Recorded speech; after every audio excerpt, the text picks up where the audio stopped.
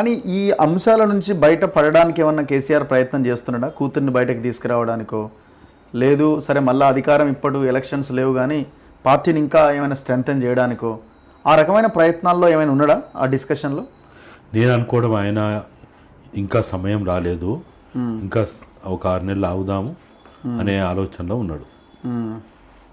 ఇప్పుడైతే ఇంకా ప్రభుత్వం, ఈ ప్రభుత్వం రేవంత్ రెడ్డి ప్రభుత్వం, కాంగ్రెస్ ప్రభుత్వం ఇంకా తప్పులు చేయని, ఇంకా తప్పులు చేస్తే మనకు అప్పుడు అనుకూలమైన వాతావరణం. ఆయన ఎప్పుడు కూడా సమయం చూసి, ఇప్పుడు మీరు చూడండి టీఆర్ఎస్ పార్టీ పెట్టాలని ఎంతమంది ఎన్ని ఒత్తిళ్ళు చేసినా ఎన్నికలని వేదిక చేసుకునే పార్టీని మనం జీవం పోయగలుగుతాం, మనం దాన్ని ప్రజలో తీసుకుపోగలుగుతామని ఆయన మీద నానా రకాల విమర్శలు వచ్చిన జెండా తయారైంది, పాటల క్యాసెట్ తయారైంది, పేరు ఏర్పాటైంది, అన్నీ అయినా కానీ ఎన్నికలు డిసైడ్ అయిన దాకా ముందుకు రాలే.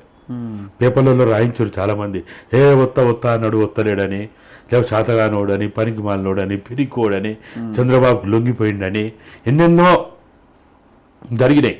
అంటే నేను దగ్గరగా ఉండి చూసిన కాబట్టి నాకు ఆయన ఇన్ అండ్ అవుట్ తెలుసు కాబట్టి ఆయన ఇప్పుడల్లా రాడు. మనం ఎన్ని తిట్టినా రాడు, ఎన్ని మెత్తుకున్నా రాడు, ఏం చేసినా రాడు.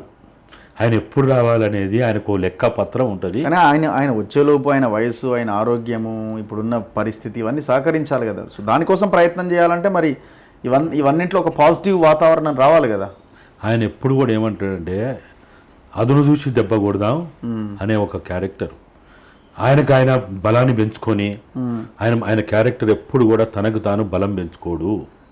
తన పార్టీని స్ట్రెంగ్తన్ చేసుకుందాము, తన క్యాడర్ని స్ట్రెంగ్తన్ చేసుకుందాము, తను జనంలో పోయి జనం అభిమానం చూరగొందామనే అభిప్రాయం ఎప్పుడు కేసీఆర్. నిజమేనా ఇది? బీజేపీతో బీఆర్ఎస్ విలీనం కాబోతున్నది, బీజేపీలో విలీనం కాబోతున్నది, చర్చలు అయిపోయినాయి. దీంట్లో ఏమైనా వాస్తవం ఉన్నదా మీకు తెలిసిన సమాచారం ప్రకారం?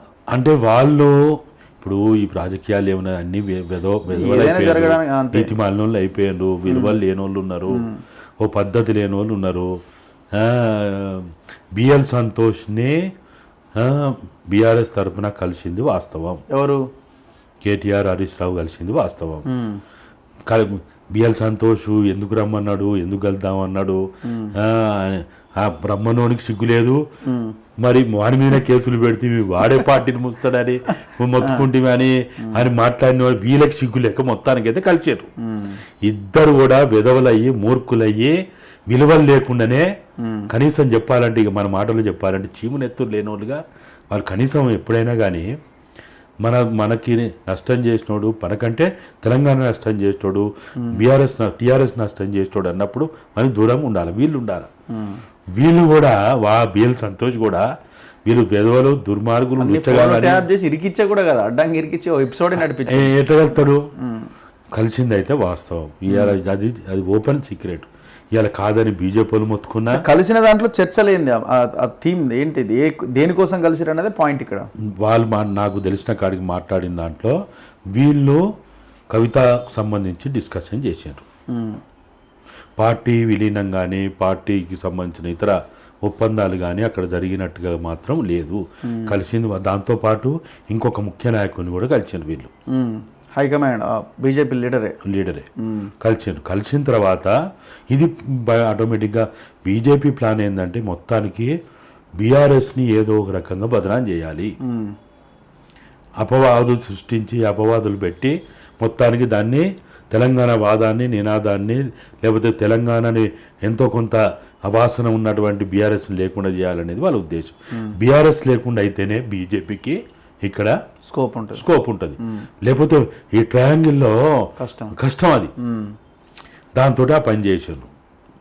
దాని తర్వాత ఏం చేసిండ్రు, మోడీ అమిత్ షాలకు సంబంధించినటువంటి ముఖ్యమైన అనుచరులుగా పిలువబడేటువంటి ఎంపీలు లోక్సభ సమావేశాల సందర్భంగా తెలుగు మీడియా వాళ్ళని పిలిపించుకొని వచ్చిరాని తెలుగులోనో ఇంగ్లీష్లోనో ఒరిస్సా, ఉత్తరప్రదేశ్, గుజరాత్ ఎంపీలు మాట్లాడినారు. ఏది విలీనం కాబోతున్నది, ఇట్లా అవుతున్నది, అట్లా అవుతున్నది, అన్నీ ఓకే అయిపోయినాయి. ఓ పెద్ద స్కీమ్ ఇచ్చి కేటీఆర్ పలానా, కేసీఆర్ పలానా, కేసీఆర్ గవర్నర్ అట, కేటీఆర్ కేంద్ర మంత్రి అట, హరీష్కి సిఎల్ అది మన శాసనసభ లీడర్ అట, ఇవన్నీ బయటకు వచ్చినాయి. ఇవన్నీ వాళ్ళే లీకులు ఇచ్చారు. లీకులు ఇచ్చిన తర్వాత సరే ఇప్పుడు బీజేపీలో ఉన్న బాగా స్ట్రాంగ్ బీఆర్ఎస్ వ్యతిరేకులు ఎవరు బండి సంజయ్ గారైనా లేకపోతే కొండా విశ్వేశ్వరరెడ్డి అయినా ఇటువంటి వాళ్ళు ఏదో బాగా స్ట్రాంగ్గా కౌంటర్ ఇచ్చినట్టుగా ఏదో కనపడ్డది, చూసినాం మనం. మరి కేంద్ర బీజేపీ ఇప్పుడు బిఎల్ సంతోష్ పేరు వచ్చింది, మరి ఆయన ఇప్పటివరకైతే మాట్లాడలే. అట్లే హరీష్ రావు కేటీఆర్ పేరు వచ్చింది, వాళ్ళు మాట్లాడలే. ఏదో తాట తీస్తాం, తోలు తీస్తాం, ఏదో కేటీఆర్ ఎక్కడో మాట్లాడినట్టు అట్లాంటి ఇట్లాంటి అని అన్నారు. కానీ వీళ్ళు ఓపెన్గా ప్రెస్ మీట్లు పెట్టి ఖండించిన సంఘటనలు అయితే కనపడలేవు. అయితే ఇది మరి మొత్తంగా ఇది కేసీఆర్ ప్లాన్ చేసిందా, లేకపోతే వాళ్ళ ఆహ్వానం మేరకు వీళ్ళు పోయి కలిసిందా అనేది నేను అనుకోవడం. ఇది మొత్తం ఎపిసోడ్కి ఈ ఫుల్ స్టాప్ పడాలన్నా, ఇది ఏదో ఒక కంక్లూజన్ రావాలన్నా కానీ ఇంకొక 20-30 రోజులు పట్టే అవకాశం ఉంది. అంటే విలీనం అవ్వడానికి ఏమైనా ఛాన్సెస్ ఉన్నాయా? సాధ్యమా ఇది? అంత ఈజీ అంటారా? బీజేపీ అయితే అది కోరుకుంటున్నది, బీజేపీ వాళ్ళు కోరుకుంటున్నారు.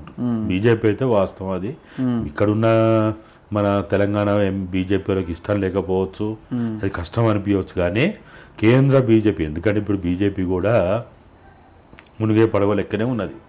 ఢిల్లీలో ఆఫ్టర్ మోడీ ఇమేజ్ తోటి 10 ఏళ్ళు నడుపుకుంటూ వచ్చిండ్రు. ఈ ఎన్నికల్లో కూడా వాళ్ళు ఏమైనా మూతి పనులు రాలినాయి, ఏమైందో మనం చూస్తాం.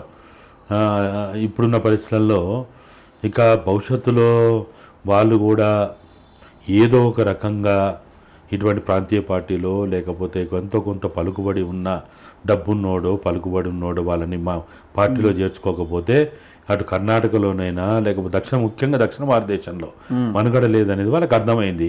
కాబట్టి వాళ్ళు ప్రయత్నం చేయకుండా ఎట్టుంటారు, చేయకుండా ఉంటారా? బీజేపీకి ఇది కొత్త ఏం కాదు. వాళ్ళ లాస్ట్ 20 years చరిత్ర మొత్తం అధికారపడ్డది. ముఖ్యంగా మరీ గత 10 ఏళ్ళలోనైతే మనం అందరం చూసినాం.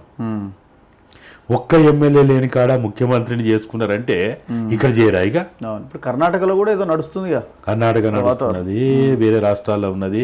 ఉత్తర భారతదేశంలో ఎప్పుడైతే వాళ్ళు మైనస్ అవుతున్నారో, యూపీ చూసినాం మనం, రాజస్థాన్ చూసినాం మనం, ఇప్పుడు వేరే రాష్ట్రాల్లో కూడా మనం చూస్తూ ఉన్నాం. పరిస్థితి అంతా కూడా వాళ్ళకి స్లోగా వీక్ అవుతున్న పరిస్థితి. కాబట్టి న్యాచురల్గా వాళ్ళు ఇటువంటి ప్రయత్నాలు చేయకుండా ఎందుకుంటారు? వాళ్ళు కనుక 400 అనేది కనుక జరిగి ఉంటే వీళ్ళని ఎవరిని దేకపో.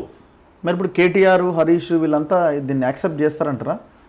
అంటే అసలు కేసీఆర్ ఒకవేళ ప్రపోజల్ ఉంటే యాక్సెప్ట్ చేసే అవకాశం ఉంటుందా? అంటే ఇప్పుడున్న పరిస్థితులలో ఆప్షన్ లేదా? ఇప్పుడున్న పరిస్థితులలో అయితే పొలిటికల్గా చూస్తే ఆప్షన్ లేదు, పొలిటికల్గా ఆప్షన్ లేదు. కానీ ఆ పేగు బంధము, ఆ రక్త బంధము, ఆ బిడ్డ మీద ప్రేమ, ఇంకా ఇతరత్ర ఏమైనా అది డామినేట్ చేస్తే, ఆ తల్లి మీద తండ్రి మీద డామినేట్ చేస్తే, సరే తల్లి నిర్ణయాలు చేయకపోవచ్చు కానీ ఆ తల్లి ఇన్ఫ్లుయెన్స్ చేస్తుంది కదా. అవును, భర్త మీద ఇన్ఫ్లుయెన్స్ చేసే అవకాశాలు ఉంటాయి. తర్వాత ఇప్పుడు మీరు అన్నట్టు వయసు టీఆర్ఎస్ పార్టీ పెట్టినప్పుడు ఉన్న వయసు కాదు ఇది. ఆరోగ్యం అప్పుడున్న ఆరోగ్యం లేదు, ఇప్పుడు అధికారం లేదు. అప్పుడున్నటువంటి ఆ పార్టీలో ఆయన పెత్తనం అట్ట లేదు. కేటీఆర్ పెత్తనమా, హరీష్ పెత్తనమా, ఇంకోని పెత్తనమా, పెత్తనం లేకపోయా. అంటే పార్టీ మీద తన గ్రిప్పు లేకపోయా, ఆరోగ్యం సరిగా లేకపోయా. తర్వాత కుటుంబ పరంగా కూడా ఆయన అనేక రకాల సంక్షోభంలో ఉన్నాడు. కాబట్టి వీటన్నిట్లలో ఇప్పుడు ఆయన రాజకీయంగా అయితే నిర్ణయం తీసుకోడు అనేది నా అభిప్రాయం, పొలిటికల్గా చూస్తే. కానీ రాజకీయాలు ఏమైనా జరగవచ్చు. మనం ఇది జరగదు, కేసీఆర్ అట్లా ఇట్లా అని మనం మాట్లాడి రేపు ఆయన ఆ నిర్ణయం తీసుకుంటే మనం మాట్లాడిన తప్పు అవుతుంది. మనం చూసినాం కదా, కేటీఆర్ తప్పులు మీరు అందరూ మాట్లాడలేదా, మనం మాట్లాడలేదా, అందరం మాట్లాడారు. మరి కట్టడి చేసిండా? లేదు. సంతోష్ తప్పుల గురించి మాట్లాడినాం, కట్టడి చేసిండా? లేదు. భూముల కబ్జాలు మాట్లాడినాము, అవినీతి మాట్లాడినాము, అక్రమాలు మాట్లాడినాము, కోటరీ వల్ల జరిగినటువంటి నష్టాలు మాట్లాడినాము.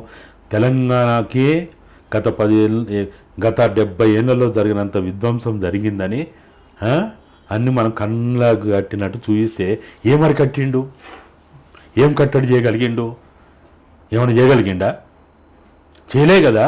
అవును. ఇట్లా ఇవన్నీ చూసినప్పుడు ఏంటంటే ఇప్పుడు ఆయన కూడా కవిత విషయంలో కవిత ఇక మనకున్న సమాచారం ప్రకారం ఏంది, ఢిల్లీ ఎన్నికలు జరిగేంతవరకు ఎట్టి పరిస్థితుల్లో కవిత సాధారణ పరిస్థితులు అయితే వచ్చే అవకాశం లేదు, కనబడతలేదు వాతావరణం అట్లా లేదు.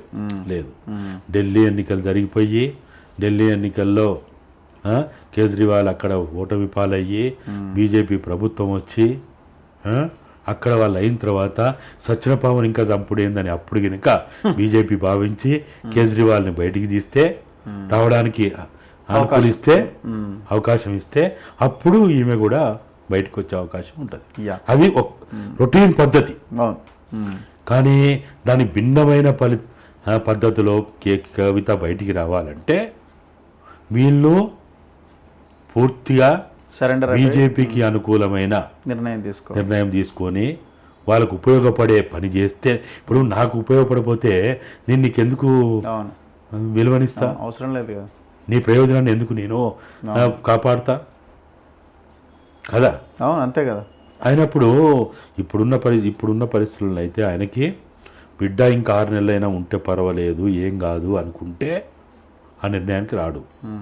లేదు అనుకుంటే మాత్రం ఆయన విలీనం చేస్తాడా, లేకపోతే ఇంకే వేరే సానుకూల నిర్ణయం తీసుకొని మొత్తానికి రేవంత్ రెడ్డి ప్రభుత్వాన్ని కూల్చడానికి వేరే ఏమైనా కుట్రలు చేస్తారు ఇద్దరు కలిసి, ఎవరికి వాళ్ళు ఉండి కూడా. ఓకే. ఎందుకంటే తెలంగాణ ఉద్యమ చరిత్రలో తెలంగాణ పేరుతోటి ఏర్పడ్డ పార్టీల విలీనం అనేది ఇది మొదటిదే ఏం కాదు. ఒకవేళ అయితే గతంలో టీపీఎస్ అయింది కదా, టీపీఎస్ అయింది, దేవేందర్ గౌడ్ అయింది, ఎన్నో అయినాయి కదా. తెలంగాణ పేరుతోటి ఏర్పడినటువంటి పార్టీలు నరేంద్ర గారిది అయింది కదా, విజయశాంతి గారిది అయింది కదా.